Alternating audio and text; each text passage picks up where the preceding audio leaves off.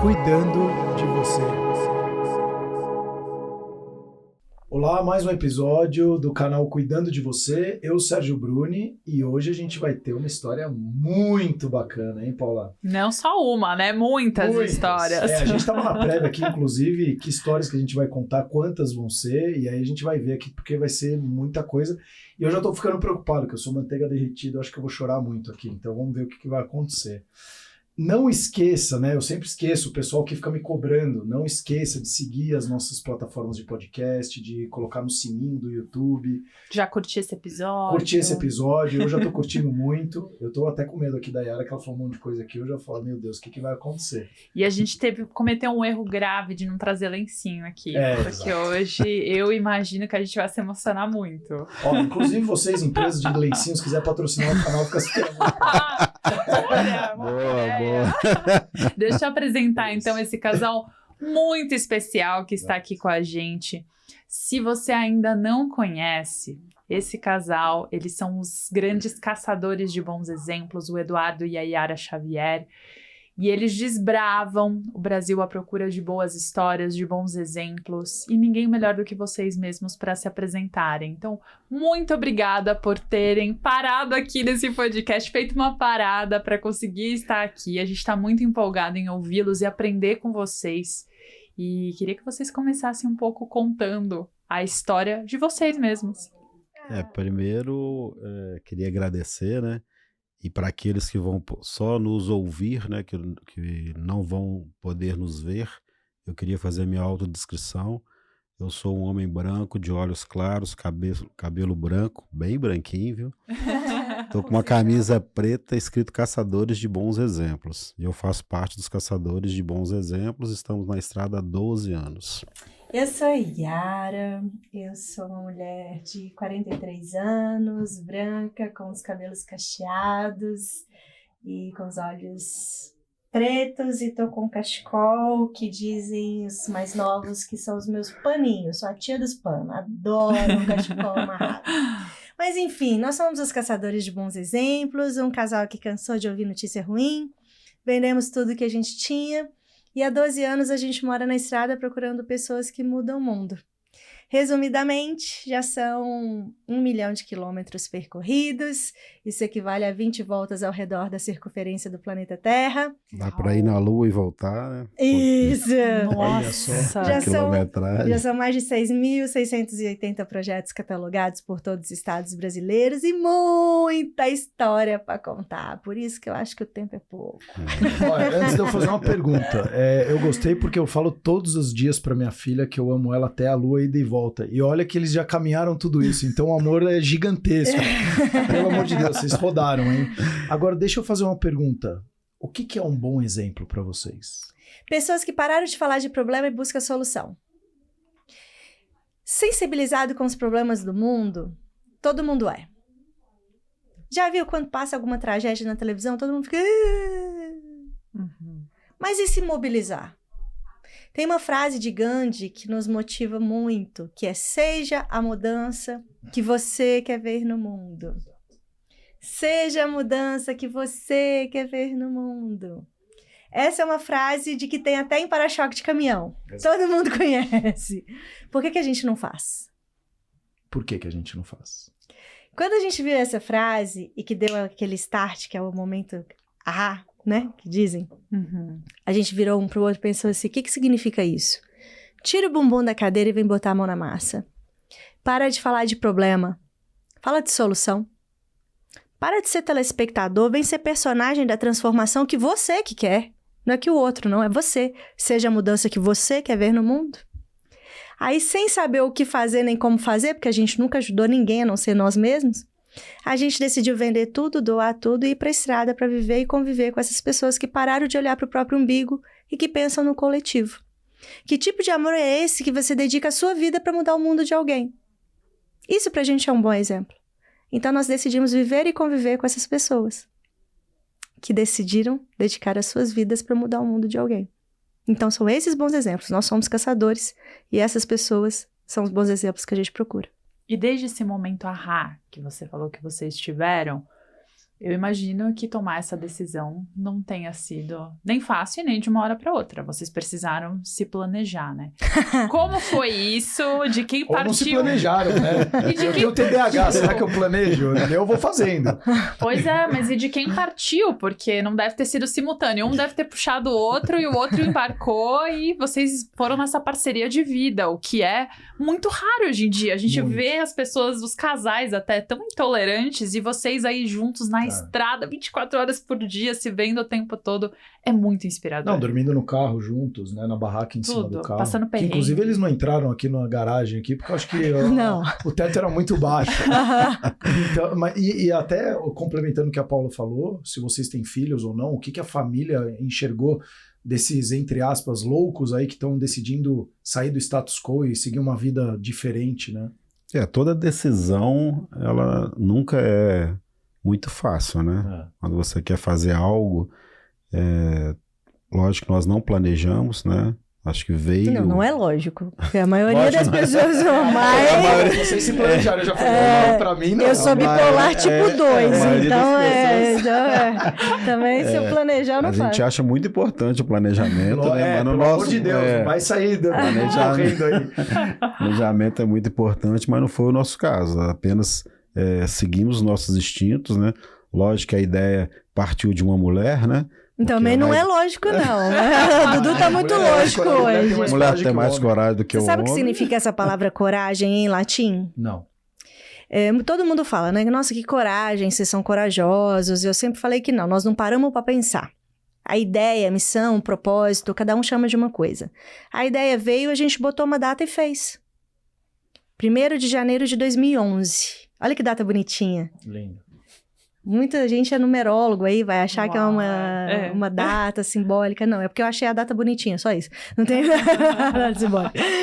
A gente botou uma data e fez. Um dia, conversando com uma amiga, ela virou e falou: Yara, você sabe o que significa a palavra coragem em latim? Eu falei assim, minha filha, nós somos mineiros, nós somos divinópolis. Lá nós só falamos mineirês. Latim é latim de refrigerante.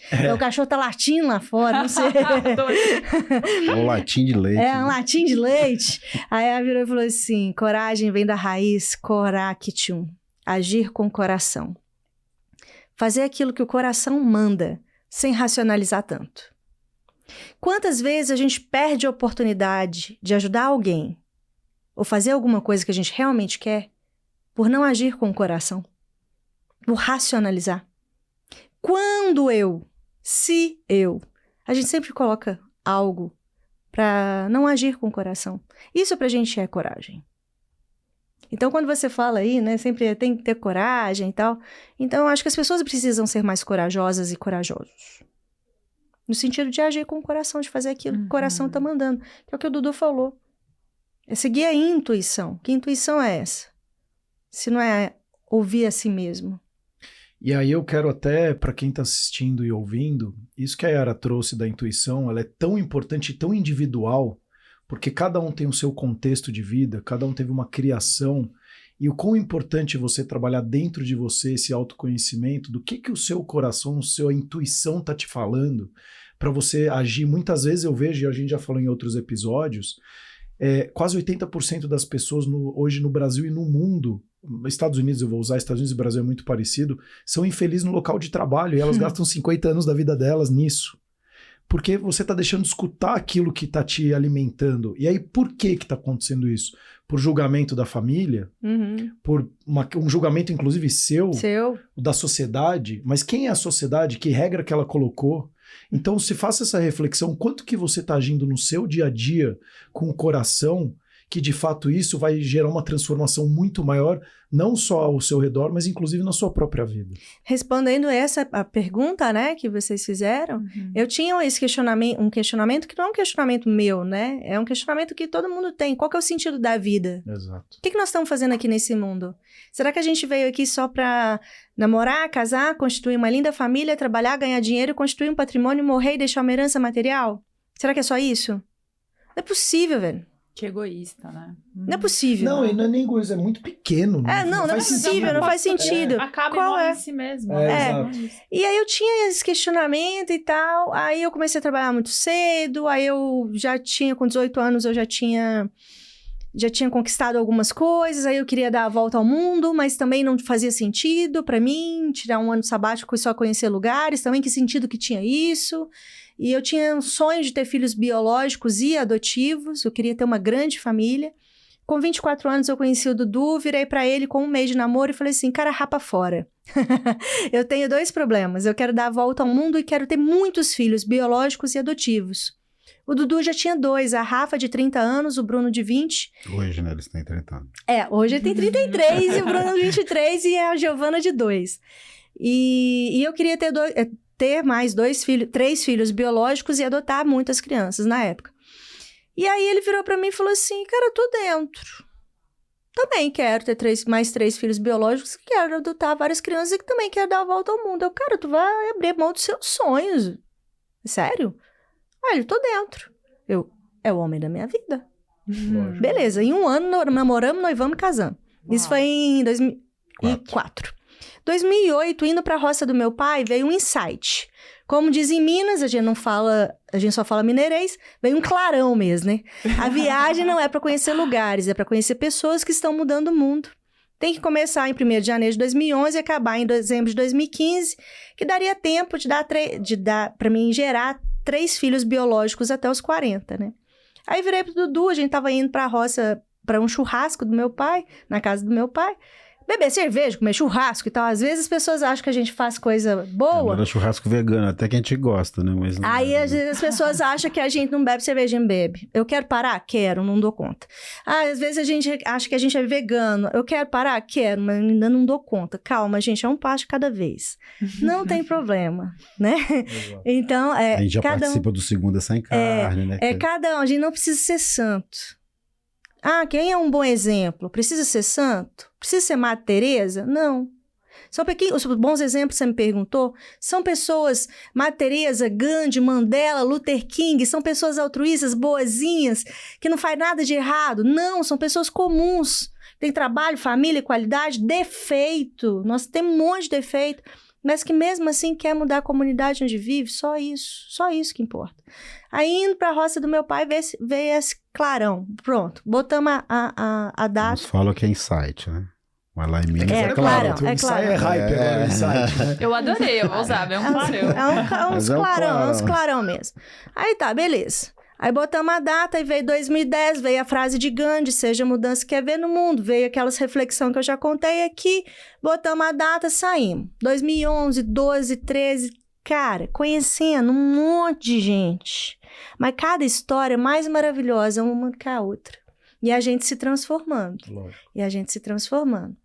Até que a gente chegou numa que era uma pancada na cara de todo mundo. O pai perdeu o filho assassinado e doou o sítio para cuidar de 80 crianças com algum tipo de deficiência física ou que foram retiradas emergencialmente da casa dos pais. A gente não tem sábado, domingo, feriado, a gente trabalha todos os dias. Esse dia era um sábado, que foram retiradas da casa dos pais 3 crianças, que não falavam, não porque eram mudas, mas que os pais batiam a cabeça delas na parede. Era trauma. Meu Deus. Com o corpinho todo com marca de furo de cigarro. Eu sentei com aquelas 3 crianças no chão. Acabou Caçadores de Bons Exemplos. Começou ali minha grande família adotiva. Meu sonho era ter os filhos. Tudo começou por causa do sonho de ter filhos. E eu comecei a me envolver com aquelas crianças. O Dudu percebeu e começou a me tirar dali. Amor, daqui a pouco a gente volta e tal. Deixa os meninos almoçarem, tá na hora do almoço. Aí ele foi me tirando. Como era num sítio, tinha uma porteira. Eu literalmente tive um filho naquela porteira. Mas não foi daqui pra baixo, foi daqui pra cima. Eu gritava do fundo do meu coração. Tudo de ruim que a gente já viu. Tem tanta gente que tem tanto que não faz nada. E tem tanta gente que tem tão pouco e consegue impactar tanto. E eu fui chorando. Aí o Dudu virou e falou assim, e agora? A gente para o nosso projeto pra gente ter a nossa grande família biológica e adotiva, ou a gente continua impactando a vida das pessoas com o nosso trabalho, que a gente se tornou um trabalho. Não remunerado, mas era. Aí a gente foi lembrando de alguns impactos. Um deles, a gente estava com 500 jovens, hoje a gente faz muita palestra, a gente estava com 500 jovens em Florianópolis, e pouquíssimas vezes eu falava desse sonho de mulher, de ter filho biológico e adotivo. Nesse dia, não sei por que eu falei. Aí levantou um jovem, pediu o microfone e disse assim: eu não tive pai nem mãe. Eu morei num abrigo até os 18 anos e ninguém quis me adotar. Pai e mãe para mim são aqueles que nos direcionam no caminho do bem. Há 2 anos eu sigo vocês e eu mudei a minha vida por isso. Muito prazer, meu nome é Guilherme, tenho 18 anos, sou o primeiro filho adotivo de vocês. Uau! Lembramos do Guilherme, lembramos de um outro impacto do nosso trabalho, que foi em Aquidauana, no Pantanal, um agente penitenciário que revistava os filhos dos detentos, passava a mão em criança, uma situação constrangedora. E aí um dia ele perguntou para uma criança: o que você quer ser quando crescer? Aí ele: igual ao meu pai. Ele: seu pai tá preso. Aí ele: não importa, ele é meu pai. Ele: cara, eu preciso de fazer alguma coisa.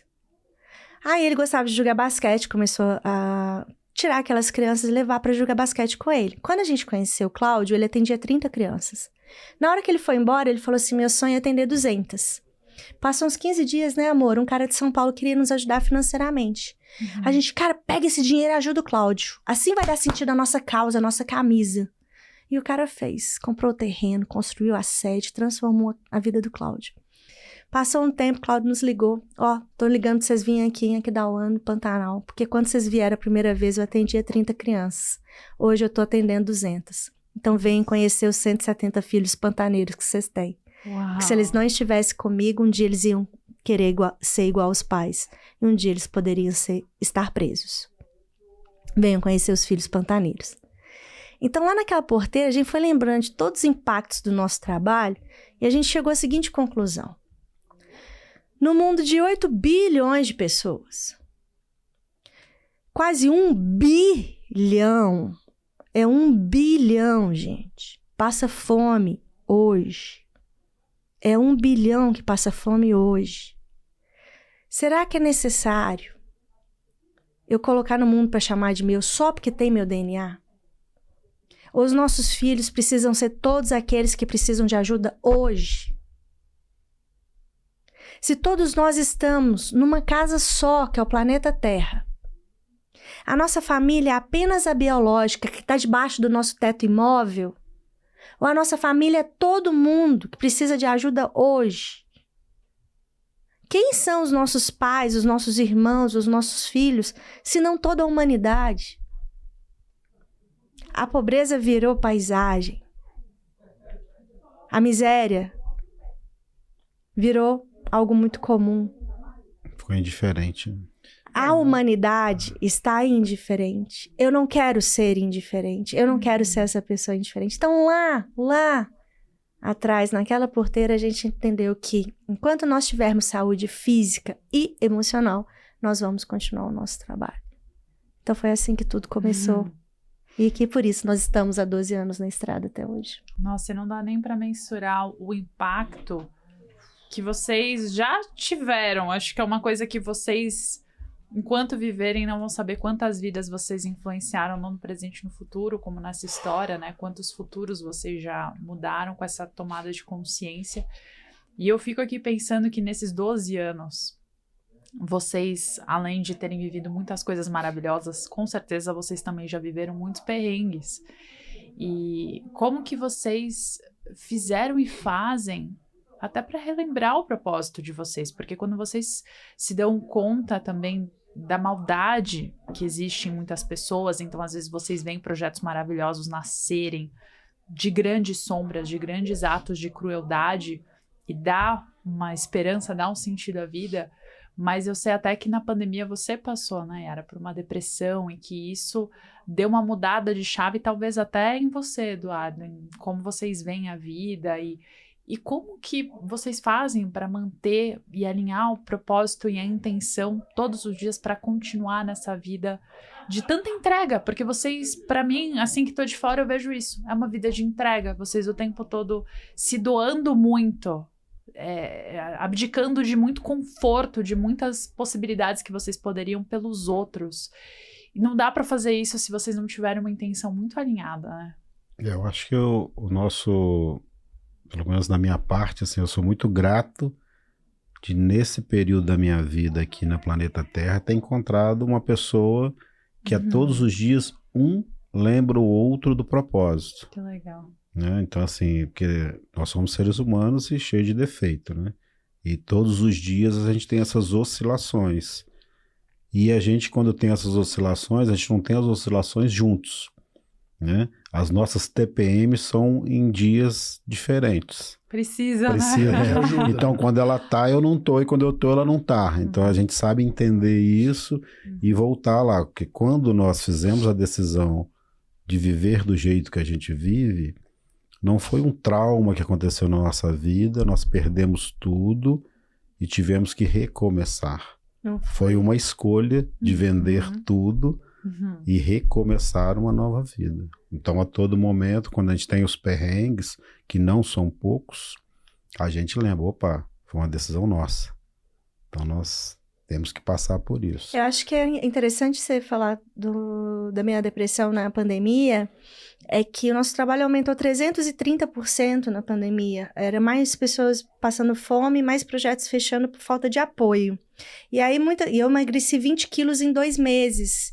E aí foi minha saúde mental, foi lá embaixo, né? E muita gente fala, nossa, óbvio que foi por causa do aumento do trabalho. Não foi. Não foi. É porque eu sou uma pessoa muito intensa. Eu sou Enneagrama 2, para quem gosta de Enneagrama. Intensidade pura. E sou bipolar tipo 2. Então, eu sou 3 vezes mais e 3 vezes menos. Então, eu faço 3 vezes mais que todo mundo, mas também quando eu deprimo é 3 vezes mais. E aí, o que aconteceu? Quando eu vou pro palco, quando eu vou fazer palestra, e eu tenho muito tesão, muita aquela coisa assim, eu falava, existe muito mais gente boa do que gente ruim no mundo. Eu garanto, porque eu vivia isso. Eu garanto, existe muito mais gente boa no mundo. E falava isso com muita força, muita intensidade. E na pandemia eu vi que não. Existe muito mais gente indiferente do que gente boa. Que é pior ainda, né? Do que gente boa no mundo. Não são pessoas ruins. Não são pessoas ruins. São pessoas do mal, né? Não são pessoas do mal. Mas são indiferentes. É tipo, deixa a vida me levar e vai indo. Isso quase me matou. Martin Luther King fala, né? O problema não é o grito dos maus, é o silêncio dos maus. É o silêncio dos maus. E isso quase me matou. Literalmente. Imagina você perder 20 quilos em 2 meses. Não foi o aumento do nosso trabalho, porque a gente continuou trabalhando, a gente não parou hora nenhuma. Foi perceber a indiferença. Uau! Isso pra mim... E de pessoas muito próximas. Isso pra mim foi muito difícil. Então aí, óbvio, fui pro psiquiatra, fui pro psicólogo, terapias alternativas, o Tantra me salvou, né? A terapia tântrica me salvou. E várias outras terapias alternativas também, Reiki também. Enfim, mas perceber essa indiferença pra mim foi... enfim, mas foi também muito bom. Porque hoje eu falo com muita força. Eu nunca vou ser e nunca vou deixar que as pessoas que passam pelo meu caminho sejam essas pessoas indiferentes. E foi muito massa esse final de semana que a gente estava no Rectal, em Santa Rita do Sapucaí. E aí várias pessoas falaram, cara, não tem como passar por você e ser indiferente na vida depois que passa por você. É isso que eu quero. Realmente. Você eu quero. É eloquente. Eu quero isso. O que você passou traz uma dose de seriedade a mais. Enfim, é muito ruim passar por uma depressão, mas acho que essa experiência que você passou traz pro teu discurso essa dualidade da vida. Sombra e luz. E aí as pessoas acabam falando, não, eu não preciso ser poliana, eu não preciso ser uma pessoa totalmente otimista pra ir fazer alguma diferença. Não, e aí eu volto lá atrás, que a gente começou no nosso bate-papo aqui, falando sobre o que é bom exemplo e tal.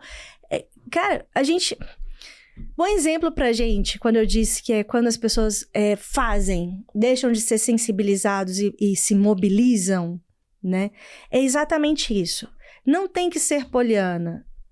Não é abraçar a árvore e achar que tá tudo bem, gratiluz, gratitudo, e não é isso. Não é ser totalmente bom. A gente conhece um cara que não sei se pode falar isso, mas Fica à vontade. Qualquer coisa eles cortam Aqui depois. pode. Que pode. Pô, mas imagina um assassino que matou o outro com 16 facadas, traficante, usuário de drogas, cafetão da própria esposa. Nossa. Meu Deus do céu. Lá em Minas a gente fala assim, lá em Divinópolis o povo fala assim, esse tem que morrer e nascer de novo. O pau que nasce torto, até a cinza é torta. Ainda bem que a gente não é pau, que a gente é ser humano. Esse cara tava preso. E um dia uma pessoa virou pra ele e falou assim, qual que é o seu nome? Aí ele, Cachorrão. Aí ela, não, isso é seu apelido. Eu quero saber o seu nome. Aí ele, Clelvis. Aí ela deu um abraço e um beijo no rosto dele. Ela perguntou o nome, deu um abraço e um beijo no rosto dele. Isso foi o suficiente pra ele... Exatamente essa palavra. Foi o suficiente pra ele desmontar. Ele vestiu um personagem. E ele foi lembrando tudo de ruim que as pessoas fizeram com ele. E ele foi lembrando, sabe de quê? Que o sonho da vida dele... A gente tem um monte de sonho, não tem? Meu sonho é ter uma casa, um carro, um motorhome... Cada um tem um sonho de ter alguma coisa, né? O sonho da vida dele é ter piolho pra mãe dele fazer um carinho na cabeça dele que ninguém nunca tinha feito. Ele foi lembrando dessas coisas ruins que foi passando, que as pessoas fizeram com ele, e tudo de ruim que ele fez com as pessoas, mas ele chegou a uma conclusão, que ele era inteligente. Ele não era santo, mas ele era inteligente.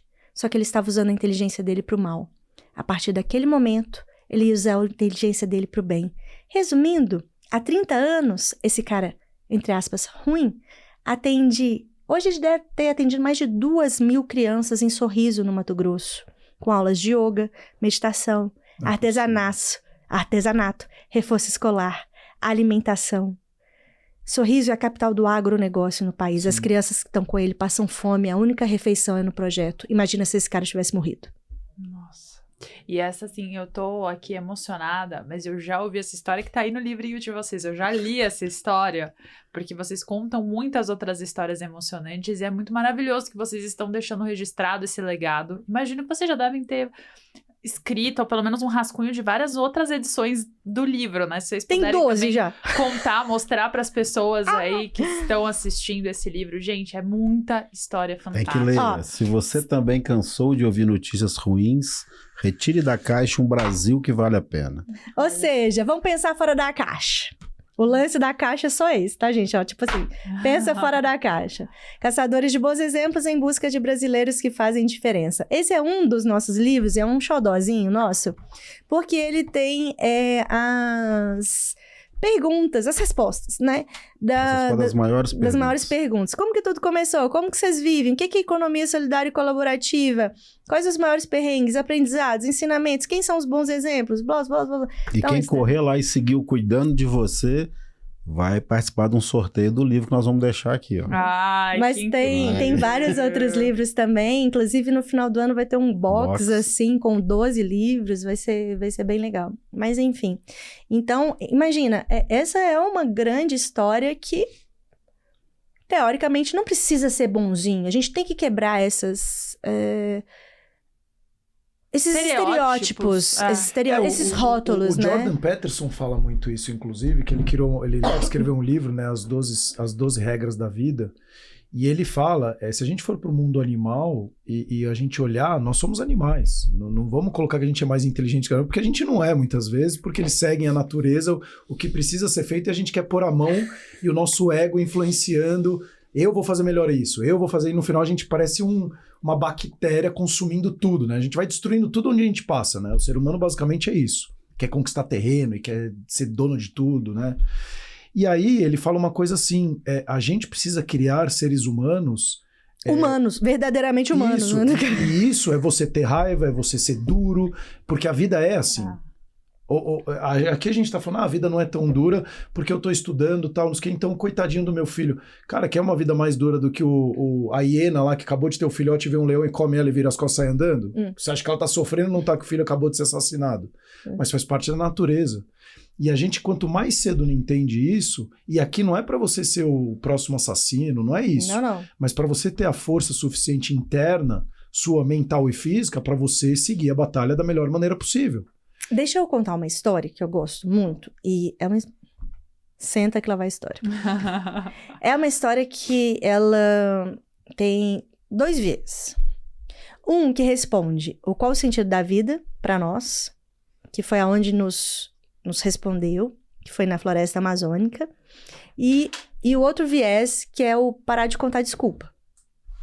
Que eu acho que essa é a grande sacada do ser bom exemplo. Que não é bom de ser bom, bonzinho ou malzinho.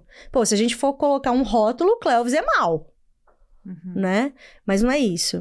É a questão de ser o seu melhor, a sua melhor versão. Não comparativa com ninguém, mas a sua melhor versão. Que a gente tem mania de comparar. E aí a gente acha que o outro faz mais do que a gente e aí a gente não faz. Mas que fácil, se sente inferior e não vai fazer. Pô, a Yara e Eduardo faz isso, eu nunca vou fazer isso, então eu preciso fazer... Nada. Quase que eu falo Porcaria. palavrão. Porcaria nenhuma. Porcaria nenhuma. Então, e não é comparativo. Agora também tem uma... Gente, eu não gosto de frase feita. Cada um fazendo um pouquinho, a gente consegue mudar o mundo. Repete. Cada um fazendo um pouquinho, a gente... Pouquinho é o quê?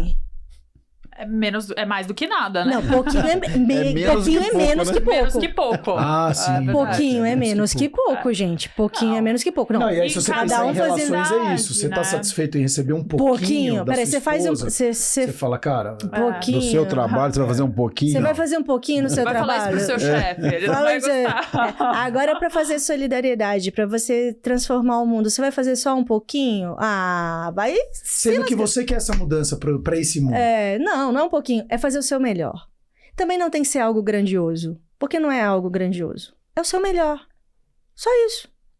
Hoje vai ser o seu melhor do que ontem, amanhã vai ser o seu melhor do que hoje, vai ser o seu melhor. Nada comparativo. E pra isso precisa também estar presente, né? Presente. E eu acho que isso vocês devem experimentar todos os dias na estrada. Todos os dias. Porque se você não tá presente pra ouvir o que o outro tem pra falar, se você tá muito preocupado com o seu próprio umbigo, ou se você tá mergulhado nas redes sociais e não tá interessado no que tá acontecendo, você nem vai ver as oportunidades de ajudar.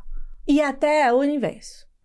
E é muito interessante até que os sinais em do muitos universo. momentos nós chegamos, porque no início ninguém nos conhecia, a gente falava, somos um casal, queremos ouvir a sua história. O cara fala, você tem 15 minutos. Não. E 15 minutos virava 3, 4 horas, porque aí é a presença. Né? Que aí na hora, disso, quando você tá presente, a pessoa, tem alguém realmente interessado com a minha história, né? Teve lugar que era 15, nós só tenho 15 minutos, olha, tem uma outra reunião, nós temos um caso aqui em São Paulo. Não sei falar não. Você falou o nome.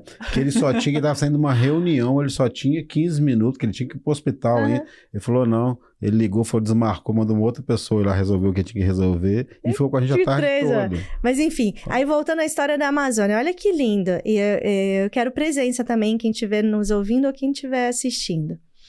Que nos respondeu daquela pergunta do qual o sentido da vida. A gente estava em Manaus, indo para Porto Velho, e o único jeito de atravessar é de balsa. Só que a gente não tinha dinheiro para descer de balsa, que é caro é muito caro. Aí, são 800 quilômetros, 5 dias, 120 pontes de madeira, muito buraco, muita lama. Nossa. Sem lugar pra dormir. Sem lugar pra dormir. Não pega celular. Não pega celular, é muito de mineiro. Não pega celular. Não tem sinal. Internet, como se fala em português isso, né? Não tem sinal de, sei lá, é isso mesmo. Vocês entenderam aí, né? Não tem sinal de celular. Enfim, aí os caras do jipeiro viraram, vocês têm arma de fogo? A gente, não. Spray de pimenta? Não. Telefone via satélite? Não. Prancha, guincho? A gente tinha nada. Eles botaram a mão na cabeça, o que vocês vão fazer lá, velho? Cara, quando você tem uma causa, uma camisa, quando você acredita verdadeiramente no que você faz, você não vai ficar esperando alguém pra te escoltar pra ir pra um lugar, não. Você vai, você enfrenta. Tchau pra vocês, a gente vai. Eles, então nós vamos dar 5 dias pra vocês chegarem em Humaitá, que é onde pegava o sinal. Se vocês não chegarem em 5 dias, a gente vai resgatar vocês no meio da floresta. Essa palavra resgatar... Você já fala, vou me perder, certeza. Né? Me lasquei. Não, ou você aqui, demorado mais. Não, primeiro. Resgate, quando você resgate, no meio resgate da de um sequestro, resgate de uma guerra. Não, você tá no meio da floresta. Tiroteio. Você tá no meio da floresta amazônica. Tá louco. Se você ser resgatada, vai vir um helicóptero, vai vir, sei lá, né? E pronto, aquela palavra resgatar ficou na minha cabeça. Antes de pegar o pior trecho, Era uma comunidade muito... Antes de pegar, realmente... Igapoaçu, né? Chama Igapoaçu a comunidade. Antes de pegar esse trecho, que era um trecho muito perigoso, que é rota de fuga de presidiários, e realmente é o meio da floresta. Então, medo do animal racional e irracional, né? E enfim... Era um lugar muito bonito. A gente mora numa barraca de lona amarela, aonde o nascer do sol é o nosso despertador. Né? Barraca automotiva. A barraca automotiva é em cima do carro. Inclusive, gratidão, Campus World, hashtag. E aí, fui descer da barraca pra fotografar aquele lugar bonito. O Dudu foi desarmar a barraca. De repente, eu sinto algo do meu lado. Quando eu olho, era um garoto de uns 14 anos. Ribeirinho, sem camisa, com bermudinha, tipo, rapa fora que eu quero tomar banho de rio, tia. E eu nem aí pro moleque. Eu, e aí, bom? Continuei fotografando. Aí ele fez a pergunta, apontou pro Dudu, vocês moram ali? Aí eu abri um sorrisão achando que ele queria que eu contasse a aventura. E eu pronta pra lascar as contação de história, né? Eu, moramos! Aí ele me mete um, o que vocês fazem? A pergunta cruel. O que vocês fazem? Eu, ixi, lascou. A nossa família não entende. Os nossos amigos não entendem. Ninguém que a gente conta entende. Nem a gente entende. Um menino de 14 anos no meio da floresta amazônica vai entender, gente? Não vai. Eu vou resumir pra ele, pra encurtar a conversa. Nós somos um casal que cansou de ouvir notícia ruim, vendemos tudo que a gente tinha. E embarcamos numa viagem em busca de pessoas que mudam o mundo. Aí a gente distribui essas informações para que outras pessoas se inspirem e também mudem o mundo ao seu redor. Ponto. Eu não ia entender mesmo. Por que eu ia gastar meu tempo? Santa ignorância. A sua, né? A minha. Esse menino olhou dentro dos meus olhos e disse assim, bom, se informação é o bem mais precioso que o ser humano tem, e se vocês distribuem essa informação do bem, gratuitamente, vocês distribuem tesouros. Eu, uau! Que sabedoria para 14 anos, gente. No meio da floresta amazônica. Uau! Eu nunca imaginei que alguém pudesse resumir o nosso trabalho como distribuindo tesouros. Comecei a chorar, abracei ele. Ele continuou olhando firme nos meus olhos. Me tirou, continuou olhando firme nos meus olhos. E completou. Eu não conheço ninguém tão rico como vocês. Essa vivência, a gente traz ela diariamente com a gente. Quais são os tesouros que a gente está distribuindo na nossa vida? Tipo, por gentileza, se a informação é... O bem mais precioso que o ser humano tem. Bom, deixa eu ver se eu consigo repetir de novo. Se informação é o bem mais precioso que o ser humano tem, e vocês distribuem essa informação do bem... Gratuitamente. Vocês distribuem tesouros. Eu não conheço ninguém tão rico como vocês. Essa vivência a gente traz ela diariamente com a gente, porque quais são os tesouros que a gente distribui? Que a gente está distribuindo na nossa vida? Qual que é a riqueza que verdadeiramente vale a pena? É você doar o seu tempo. Só os bens materiais ou utilizar deles para fazer o bem? Porque não é ou. Não, é eu, né? É e. É, Nós somos matéria, a gente precisa de matéria para sobreviver. sim. Não é ou.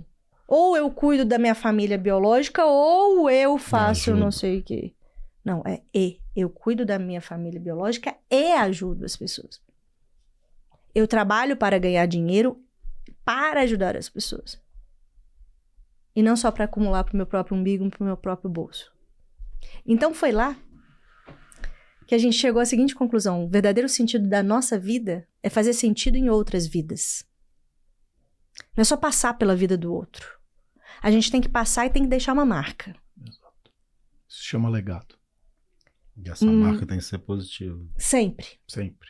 Sem contar porque desculpa. Você pode deixar uma marca negativa também, né? Uma marca positiva. Sempre. Sem contar desculpa. Porque as pessoas têm a capacidade, o ser humano tem a capacidade, todos nós, de contar desculpa. A gente é criativo para contar desculpa de um jeito.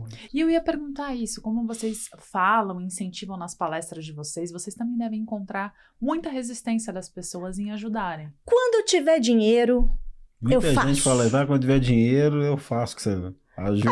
A gente conhece uma faxineira que ganha menos de um salário mínimo por mês, mora num barracão de lona e atende 68 crianças em contraturno escolar. Precisou de dinheiro? Pessoa de força de vontade. Quebrei desculpa. Outra desculpinha. Eu tô com uma dorzinha nas costas hoje. Quando eu melhorar, eu faço. Minha saúde não tá boa. A gente conhece um cara que ficou tetraplégico, tá mudando Porto de Galinhas com Rodas da Liberdade. A outra desculpa. Quando eu formar, eu faço. A gente conhece uma gari analfabeta que empodera 200 famílias em Porto Alegre. Mas eu não tô muito bem hoje. Qual que é a pior dor que um ser humano pode ter na vida? A dor da perda? De quê? De algum ente querido. Um filho. Quem? Filho. O filho, acho que Um filho. Imagino. Imagina sua filha, linda, estudante de psicologia, 19 anos. Vai pra faculdade. Não volta mais. Você parece muito com ela. Tua cara. Vai pra faculdade, não volta mais. Depois de 3 dias procurando, Cristina sente um cheiro ruim no quintal. Quando ela foi ver, ela encontrou o corpo da filha que tinha sido abusada, assassinada e enterrada no quintal da própria casa dela. Essa deve ser a pior dor que o ser humano pode ter na vida. Encontrar o corpo da filha que tinha sido abusada, assassinada e enterrada no quintal da própria casa dela. Essa mãe tinha todas as razões do mundo para não fazer mais nada por ninguém. Ela tinha sido violentada, essa mãe, da pior forma que uma pessoa pode ser. O caseiro foi lá, abusou, assassinou e enterrou no próprio quintal. Caseiro que viu a menina crescer. Ela chorou, ela se revoltou e chegou à conclusão que chorar e revoltar não ia trazer a filha de volta. Ela tinha que fazer com que outras famílias não passassem pela dor que ela estava passando. Resumindo, hoje ela leva cultura de paz nas comunidades violentas de Brasília. Ela leva amor e paz onde tem guerra e ódio. Ela transforma a dor que ela tem em amor. Ou seja, a gente precisa de parar de contar desculpa. E até o que vocês trouxeram dessa história que é tão forte, tão potente, muitas vezes eu recebo essa pergunta de pessoas que acompanham meu trabalho e falam: Paula, o que eu posso fazer com um luto, com uma perda muito forte? E como a gente olhar para as nossas emoções e para as coisas que mais nos incomodam pode nos ajudar a entender as nossas causas, né? Porque quando a gente tem essa clareza daquilo que realmente mexe com a gente, daquilo até que revolta, até que traz raiva, a gente pode entender, de repente, a gente pode descobrir uma causa nova que precisa da gente ali na frente, e isso pode dar um sentido para a vida, e no fim, como você trouxe, né? Das 2 perguntas que você ia respondendo, uma do sentido da vida. Todo mundo se pergunta e todo ser humano busca. É que muita gente finge ou se abstém, finge ignorância dessa busca, porque não quer ou não quer realmente lidar com as respostas, ou tá muito preocupado com o próprio mundo e se iludiu pensando que talvez a felicidade seja só a própria felicidade em si. Quando a felicidade é consequência, né? A felicidade vem, eu tenho certeza que vocês encontram muita felicidade no dia de vocês, apesar de também abraçarem tristeza, abraçarem o medo, mas a felicidade tá ali quando vocês conseguem ver o impacto, com certeza quando vocês conhecem um projeto assim, e quando vocês recebem uma mensagem como esse menino, que foi um mensageiro divino para você, não tem que explique.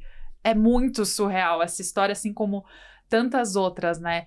E acredito que em momentos que vocês também foram ajudados por outras pessoas na estrada, essas pessoas sentiram a mesma coisa.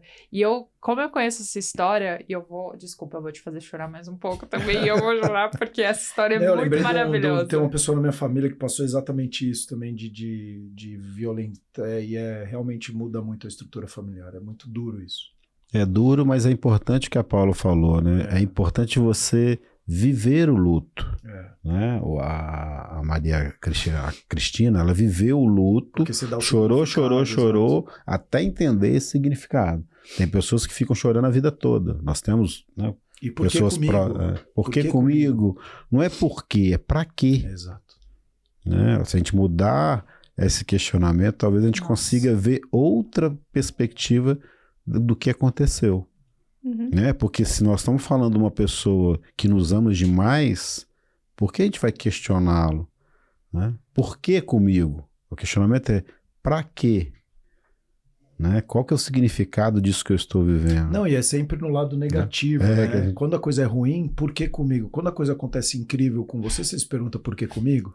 Nossa. Né? Tem até o Arthur Ashe, que foi um grande jogador de tênis, ele era negro, tudo, e ele ganhou alguns torneios grandes, e aí um repórter uma vez descobriram que ele estava com o vírus do HIV, e aí perguntaram para ele, você nunca se perguntou por que com você? Ele falou, mas e quando eu ganhei meu primeiro Grand Slam? E quando eu ganhei meu primeiro $1 milhão? E quando eu ganhei na Mega Sena? Eu perguntei por que pra mim? Por que agora eu vou perguntar por que comigo? É uma injustiça muito grande, porque a gente se colocar no centro o tempo inteiro achando que só coisa boa tem que acontecer com a gente. E aí, compactuando com o que o Eduardo falou, a felicidade ela é o processo, ela não é o resultado final. Porque que é feliz? É você, todos os dias, como você falou, tentar fazer algo melhor. Sim. Se realmente feito ou não, são outros 500. Sim. É viver, e né? a gente, às vezes, a Yara fez um TED Talk que diz, o tema é, e se você morresse hoje? Você conseguiu ser feliz hoje? Você está projetando sua felicidade lá? Mas isso você é um aproveitou hábito, né? o processo? Você tem que colocar em hábito. É que nem quando você tem o hábito de ficar falando só mal ou falar... É um hábito, né? Porque senão você fica nesse... Ah, mas e se eu morresse hoje? Ah, mas comigo não vai acontecer. Você vê o seu tio morrendo de Covid e veio aí pra falar, queridão, o mundo pode rolar amanhã. E se você não começar a mudar um pouquinho o seu mindset, cara, você vai continuar... Por que não é com você? Porque eu tive pais de amigos meus que eram triatletas, o cara bem, e em 4 dias o cara foi embora. E tem aquele cara que é obeso, hipertenso, diabético, que o cara pegou e não deu nada no cara. É totalmente randômico. Tem mais planetas no universo do que estrelas. Então a gente é nada do nada, do nada, do nada, do nada. E o Covid não fez nem isso no eletrocardiograma do universo. Mas é que a gente acha que, nossa, acabou com a minha vida. É exatamente. Mas nós vamos falar de ego, né? Porque o ego é bom e ruim, né, amor? Exato. Igual colesterol. Igual colesterol, né? A gente já adorei isso. Teve uma vez que um amigo nosso falou assim, não, porque ego é igual colesterol. O que tem a ver uma coisa com outra? É que tem o bom e o ruim. Colesterol tem o bom e o ruim. A gente precisa... né? Colesterol tem o bom e o ruim. A gente tem que conviver com os dois. O ego também tem o bom e o ruim. Tem o ruim, né? Lógico que você se colocar no centro e tal, que é o egocentrismo. E agora tem o ego, que é aquele que também te posiciona, né? Que é aquele que você fala assim, realmente, eu sou foda nisso e eu tenho que me colocar energia E não tem nisso. problema dizer isso. Tem problema dizer isso. Colesterol é ótimo. Mas estava falando a gente estava conversando aqui. Tem um caso muito interessante que nos motivou e é um caso de propósito, que nos mantém na estrada e de ajuda, e é um caso que eu gosto de contar. É uma história que eu gosto de contar. Que a gente estava em Cuiabá, indo para Alta Floresta. A gente tinha acabado de chegar em Mato Grosso. A gente tinha saído de Rondônia. Primeira vez que a gente tinha entrado no estado de Mato Grosso. E a gente decidiu entrar... Primeira volta que nós demos no Brasil. Depois deu mais 5, né? Foi a primeira vez que a gente já... Quando as pessoas falam assim, vocês já rodaram o Brasil e tal, mas acho que a gente andou só nossa capital. Mas não é não, gente. A gente conhece o Brasil profundo. É leste, oeste, norte, sul de cada estado. Então a gente conhece a cidade mesmo. Aí a gente decidiu entrar para o Mato Grosso, mas por cima, para ir descendo o estado e realmente recortando todo o estado. E só que no Jornal do Almoço, as televisão gostam, porque o nosso carro chama atenção demais, eles laçam a gente na hora. A gente passa pela cidade... Nos ao vivo. E aí a gente tava passando por Cuiabá, eles laçaram a gente para fazer no Jornal do Almoço. Então a gente ia começar Mato Grosso por Alta Floresta. Ia chegar em Cuiabá só depois. Enfim. Estava em Cuiabá, luz do combustível acendeu. O único dinheiro que a gente tinha era pacotinho de pão. Sabe? Todo mundo já fez isso. Botando as moedinhas ali do lado. Todo mundo joga as moedinhas do lado da marcha. Não vem falar que não fez, que todo mundo já fez isso. Aí a gente colocando essas moedinhas do lado da marcha e tal. A luz do combustível acendeu, nosso cartão tinha sido clonado e a gente não tinha dinheiro. E agora, o que a gente faz? Milagre não faz. Aí nós paramos o carro pra gente ver como que nós ia rodar. Era quantos quilômetros? 800 quilômetros? Cuiabá, Alta Floresta? 400 e pouco, né? Ah, não sei não. Era trem pra caramba. Ia rodar de Cuiabá pra Alta Floresta sem dinheiro e sem combustível. Como que faz? Paramos pra comer. Como se comer adiantasse. Não adianta não, viu, gente? Aí, mas pelo menos ia fazer a gente pensar, né? Aí paramos o carro, estamos lá comendo, como que nós vamos fazer? E tal, vem uma moto velhinha, caindo aos pedaços. Para na frente do carro. Desce um senhorzinho magrinho, com uma cara de sofrido. Vem na minha janela, bota a mão no meu ombro, a outra mão assim. E fala assim, meus filhos, eu conheço a história de vocês. Acabei de ver na televisão. Eu virei pra minha véia. Tá vendo? Nós somos pobres. A gente mora num barraco. Nós não tivemos opção. Esses dois largaram tudo pra morar numa barraca pra tirar a gente do barraco. Um dia eu vou encontrar com eles. Meus filhos, eu acabei de receber. Tá aqui. R$100. Eu quero ajudar vocês. Aquele senhor não estava dando pouquinho o que ele tinha. Ele estava dando tudo o que ele tinha. Ele tinha acabado de receber. O Dudu começou a chorar, eu chorando, ele chorando. Eu olhei para a mãozinha dele. Não. Ajude o próximo que está próximo. Depois o próximo que está longe. Aí ele, mas minha filha, eu quero ajudar vocês. Eu não conheço ninguém e tal. Eu não conheço. Tem um asilo perto da minha casa. Pronto, é isso. O senhor vai ajudar eles. Aí eu nunca imaginei que eu ia passar por uma situação dessa de alguém negar receber o meu dinheiro. Mas tá bom, vou fazer isso. Mas agora olha dentro dos meus olhos e me promete que vocês não vão parar. A gente estava parado. A gente estava sem combustível. Eu tirei força do fundo do útero, olhei para ele, dei um sorriso e falei assim, tá tudo bem, eu prometo que nós não vamos parar. Pode ir, tranquilo. Ele virou as costas, montou na motinha dele e foi embora. E eu desabei. Que doideira é essa que você nega receber ajuda na hora que você mais está precisando? Que causa, que camisa é essa que você veste, que você nega receber pra você, para ajudar alguém lá na frente que você não conhece e não vai saber que foi você que ajudou? Eu tomo muita água. O nosso galão de 20 litros d'água também tinha acabado. Eu virei pro Dudu e falei isso, peguei as moedinhas, peguei o galão, tinha um posto de combustível com uma loja de conveniência na esquina. Falei assim, amor, vamos lá comprar água. Vamos lá comprar água. Eu preciso sair daqui, eu preciso respirar, preciso entender o que é isso, né? Tamo lá comprando a água, vem um cara e bate nas costas do Dudu. Papá, vocês vão abastecer? Aí a gente com a cara inchada de choro. Não, não vamos não. Aí o cara, papá, vocês vão abastecer? Aí a gente só veio comprar água. Aí o cara, eu sou o dono do posto. Isso é o que eu tenho de melhor pra dar pra vocês. Vocês vão abastecer. Aí o Dudu olhou, o tanque tá vazio. A luz do combustível tá acesa. Aí o cara, eu não tô perguntando. O que eu tô fazendo é pra vocês não pararem. Eu sou o dono do posto. É tão legal isso. Nossa. Que me faz lembrar muito da Bíblia, né? Quando ela conta a história de Jesus Cristo. E aí fala exatamente isso, que Jesus Cristo, na verdade, era a pessoa, ele é, né, a pessoa mais rica do mundo, mas sem ter nenhum patrimônio. Porque ele passou por onde ele passou, entregando tanta bondade, que as pessoas doavam as coisas delas, a casa, o carro, os bens. E então, se for somar tudo que ele ganhou, ele talvez seja a pessoa mais rica do mundo ao longo da vida. E se ele fosse atrás dos patrimônios que foram, inclusive, é seu. E isso é muito legal, porque a gente vai fazendo esse tipo de trabalho e a recompensa é tão natural que quando você menos espera, ela está acontecendo no processo. Mas o que eu quero concluir dessa história é o seguinte. Às vezes, vai faltar o combustível material na sua vida. Porque o recurso financeiro, econômico, material, ele é limitado. A gente nunca vai ter tudo que a gente precisa.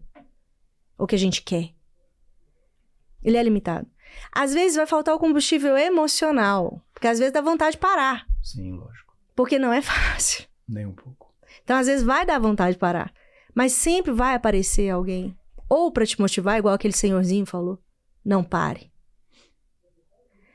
Às vezes vai chegar alguém para te dar o combustível material. Igual chegou o cara dono do posto. Peraí, eu sou dono do posto. Eu tô aqui do seu lado. Não vai parar. Então essa história, ela tem esses dois viés, o combustível emocional e do material. Confia no processo, confia. Quando você tem uma causa, quando você tem uma camisa, quando você acredita verdadeiramente no que você faz. E o que você faz muda o mundo, não tô falando planeta Terra. Ninguém vai mudar o planeta Terra sozinho. Mas é o mundo das pessoas que passam pelo seu caminho. O mundo individual. O universo conspira, cara, e tudo dá certo. Mesmo faltando combustível material às vezes, mesmo faltando combustível emocional às vezes, no final sempre dá certo. Porque era um questionamento que as pessoas faziam pra gente. Vocês querem mudar o mundo com o que vocês fazem? Não. E isso nos incomodava muito. Até que um dia nós chegamos a uma conclusão, nós não queremos mudar o mundo, que ninguém vai conseguir mudar o mundo. Mas a gente conseguir mudar o mundo das pessoas que passarem pelo nosso caminho, sim, nós já plantamos a semente. E aí essas pessoas podem mudar o mundo. Cada ser humano é um mundo. Cada ser humano é um mundo. É um mundo individual. Cada ser humano é um mundo. E são esses mundos que a gente precisa de mudar. Não é mudar de, vou transformar a pessoa, porque a gente não quer transformar ninguém. A gente não quer ajudar ninguém, porque isso é muito colonizador. Vou ajudar alguém. Ninguém ajuda ninguém, é sempre troca. É sempre troca. Pode provocar. Eu sou provocadora, adoro provocar, gente. Mas essa é uma provocação excelente que todo mundo precisa se fazer, porque até puxando o seu gancho que você falou de Jesus, Jesus fala assim, né, para me seguir você tem que largar tudo. Quando alguém pergunta para ele, né, mestre, o que eu faço para te seguir? Ele deixa tudo para trás. E vocês fizeram isso, vocês são... Por isso que eu me inspiro tanto na história de vocês, porque vocês são uma das poucas pessoas que de fato tiveram coragem de largar tudo para ajudar os outros e é muito legal vocês mostrarem todo esse universo de vocês e se desnudarem, como você também fala no seu TED Talk, de trazer as sombras, as dificuldades, e eu até quero perguntar isso, assim, como que vocês fazem no dia a dia de estrada, porque eu sei que vocês não têm rotina, vocês deixam muito essa intenção, as coisas aparecerem e acontecerem, né? Vocês não têm um longo planejamento, então as oportunidades que falam no coração de vocês, que falam com a intenção, é quando vocês vão atrás. E como é que vocês fazem, então, para conseguirem se cuidar, para conseguirem até se abastecer no dia a dia, ainda mais lidando com causas tão pesadas, já que vocês não têm o que muita gente precisa para se reabastecer, que é chegar em casa e falar, ai, tô em casa, vou tomar o meu banho e vou pra minha cama. Vocês não têm isso. E até interessante, antes da Yara responder isso, que você falou de Jesus. Jesus nunca disse, seja igual a mim. Ele disse, siga-me. Não precisa ser bonzinho. Não precisa ser bonzinho. É só fazer aquilo que ele foi deixando pelo caminho de informação, de legado. Esse cara é muito doido, velho. Muito. Amai os seus inimigos, que doideira. Amai o próximo como a ti mesmo, mas eu nem me amo, como que eu vou amar os outros? Aí um dia, num grupo de estudos, eu fiz esses questionamentos, aí eu tinha 18 anos, eita, lá em 1900 bolinha. E num grupo de estudos, aí um amigo meu virou e falou assim, sabe o que significa isso, cara? Não é fazer aquilo que o amor faz. Quando você ama, você tolera, você pega na mão, você fala assim, véi, tamo junto, vamos junto. Você não julga. Sabe qual que é a única coisa que eu e o Dudu temos como base no nosso projeto? O não julgamento. Só isso.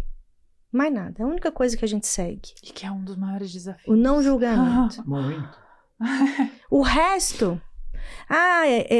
tem um cara que a gente gosta demais, a gente fez um documentário com ele pra Globo, a gente foi pra Cracolândia pra fazer Fernando Góes. E aí, no documentário, ele disse assim, tem um grupo de pessoas que ainda tá dormindo, tá rindo do sofrimento do outro. Um outro grupo de pessoas que não consegue dormir, que tem muita fome, um outro grupo de pessoas que não consegue dormir, que tem muito dinheiro, que tem medo, que tem fome, vem e rouba. Conclusão, enquanto não houver justiça, ninguém é feliz, ou a gente tá fingindo que é feliz. Aí no final do documentário ele fala assim, um bom exemplo para mim é amar as pessoas do jeito que elas são. E tem uma frase que inspira ele que diz, me ames quando eu menos merecer, pois é quando eu mais preciso. Olha que louco isso, muito lindo. Aí você diz como que a gente se mantém, é uma fé incondicional. A gente não fala sobre religião. Espiritualidade. Porque a gente permeia por projetos de todas as religiões. Então, todas elas são boas. Ué, lógico. Todas elas têm como princípio fazer o bem. Só que todas elas têm um ser humano que tem o bem e o mal dentro deles. Então, todas as religiões têm o bem e o mal, que é o ser humano, que é o livre-arbítrio. Deus deu o nosso maior presente, que é o livre-arbítrio. Então, todas elas têm o bem e o mal. Só que nós praticamos o mal. É nós mesmo. Enfim.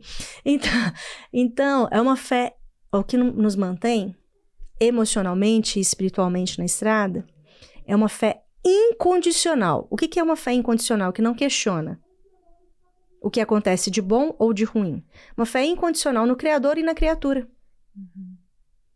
Uma fé na vertical, incondicional no Criador, no universo, Deus, Alá, Buda, Shiva, Exu, não importa o nome que você dá.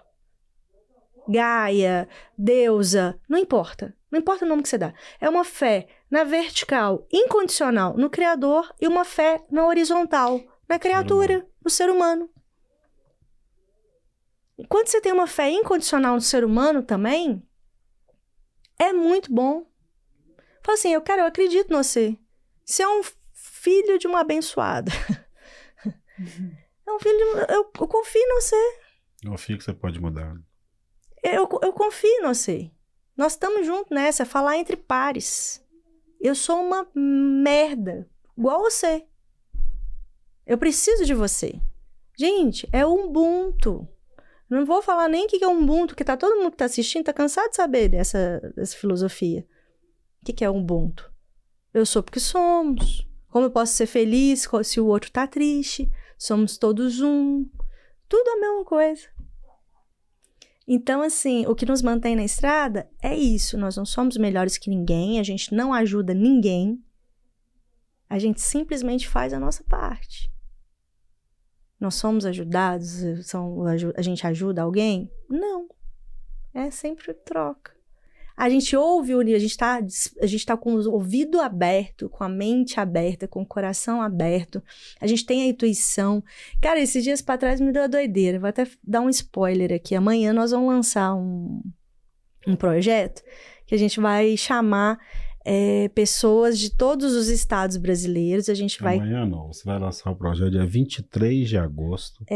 Não sei que dia que vai passado, já vai ter passado. Então você já pode acompanhar. O spoiler é só pra gente.